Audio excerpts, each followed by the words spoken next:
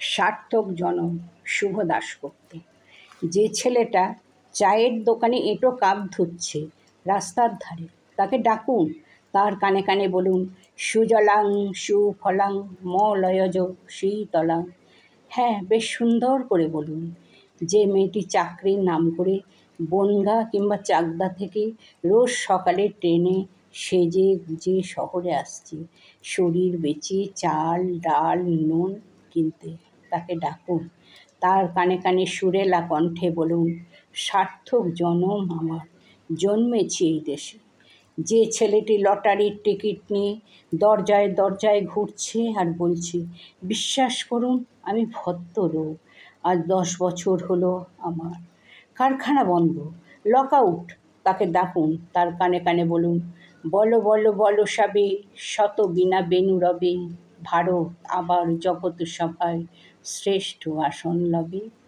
রাতের আকাশ কাঁপিয়ে অযোধ্যায় বৃষ্টি নামলে যে মা আজও লণ্ঠন হাতে টালির ঘরের দরজায় ঠায় দাঁড়িয়ে থাকে তার খোকন ফিরে আসে বলে, যে খোকনকে এমনই এক বর্ষার উন্মত্ত রাতে কালো গাড়ির পুলিশ ডেকে নিয়ে গেছিল, আর বরানগরের রাস্তায় ভোরের ঘুম ভাঙা কুকুর প্রথম দেখেছিল যার গুলিবিদ্ধ রক্তাক্ত লাশ, সেই মাকে ডাকুন, তার কানে কানে বলুন, হাম বুলবুলি হ্যায়, ইশকে হি এ গুলসিতা হামারা, সারে জাহা সে আমারা। সবাইকে সব কিছু বলা শেষ হলে শুনশান শীতের রাতে পাঁচমাতার মোড়ে ঘোড়ায় চড়ে বসা সেই মহাবিপ্লবীর পায়ের সামনে ধীরে ধীরে এগিয়ে যান ফাঁকা রাস্তা, রাতের বাতাসে কান পাতুন,